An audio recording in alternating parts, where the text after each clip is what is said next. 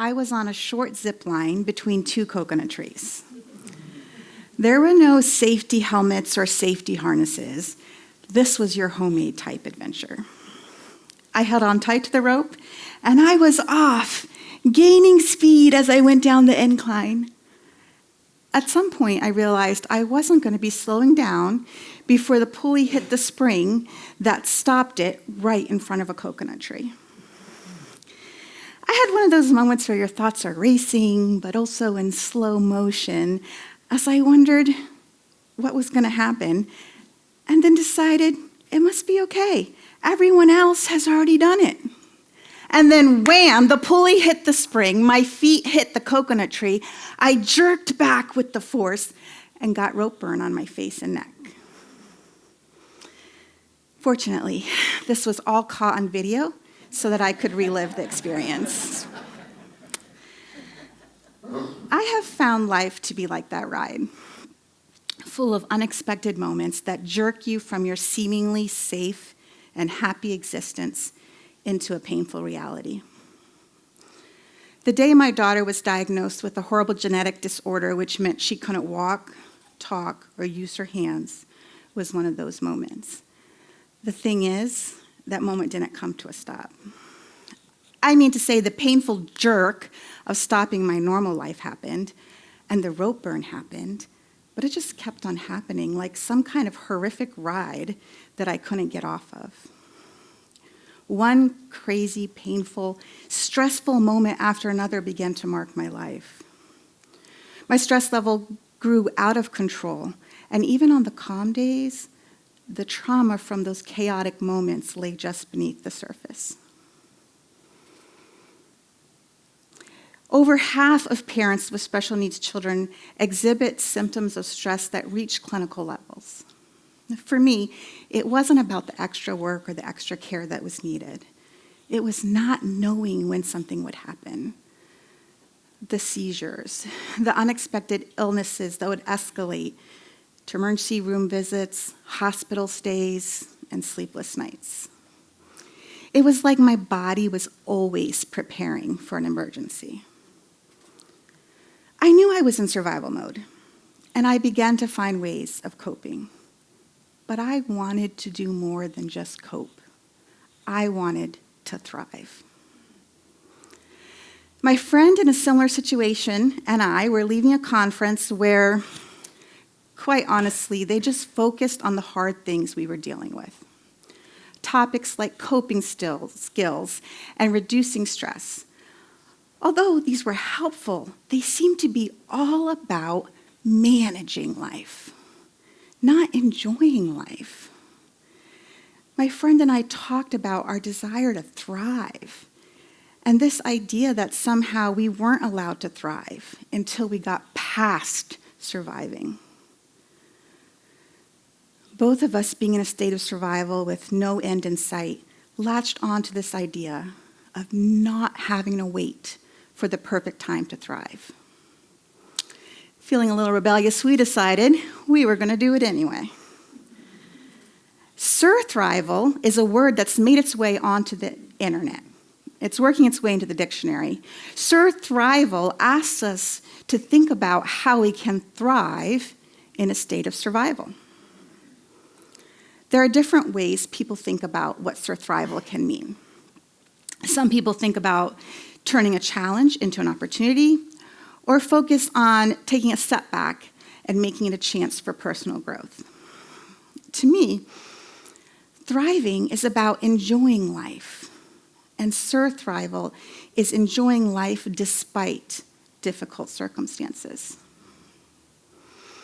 My own journey has taught me that what I need to do to thrive is to do it anyway.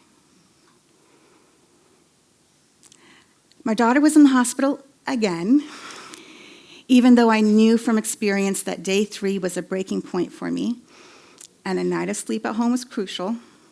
I was still surprised at the tears that I couldn't hold back when the volunteer entered my daughter's room. You know that feeling. You're holding it all together. Someone says a kind word, and that's all it takes for you to fall apart. We were in a children's hospital, and the volunteer responded to my tears by giving me a box of crayons and some paper. I don't know if she knew that my daughter couldn't use them, but I found myself staring at the children's art supplies, longing for some paints from my home art studio, wanting my imported brushes, or even my own colored pencils. I wanted to be anywhere but in that hospital room. Do it anyway, I said to myself. I began to color. I sketched the view from the hospital room window. I drew some flowers. I colored a dog because my daughter loves dogs. And as I taped each one up to the wall of that hospital room, I felt my heart begin to lift. And I realized I was loving doing this moment of art, despite my imperfect tools and my imperfect surroundings. This isn't about coping or surviving or finding meaning in your circumstances. This is about taking a moment to do it anyway. Coping focuses on areas related to the problem. Things like reframing emotions, finding solutions, looking for that social support to help you through.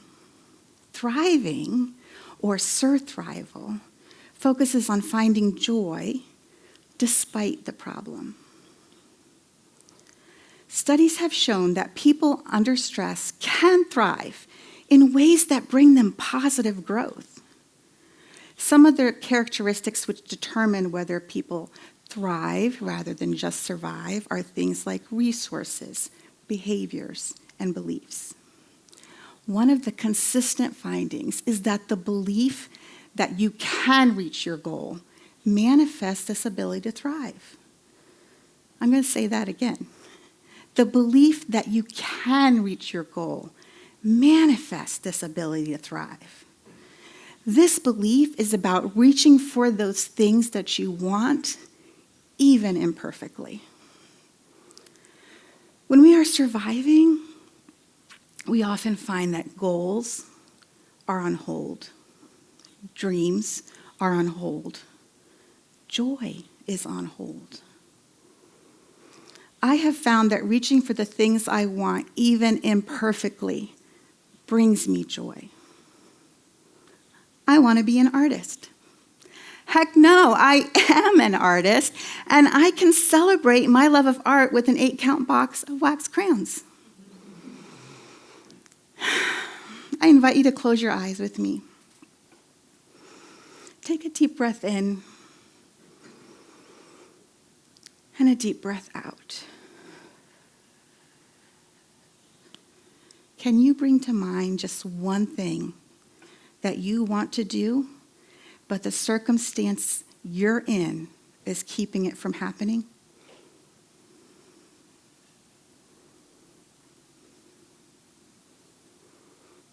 You can open your eyes. Are you looking for that artist studio when right in front of you is a box of crayons? If surviving is continuing on in difficult circumstances and thriving is flourishing, then surthrival is flourishing in difficult circumstances. Life is messy and hard, but we can find joy in the imperfect. Besides, perfection on this journey is not just unnecessary, it's unattainable. So let's not wait for perfect. Let's do it anyway. Thank you.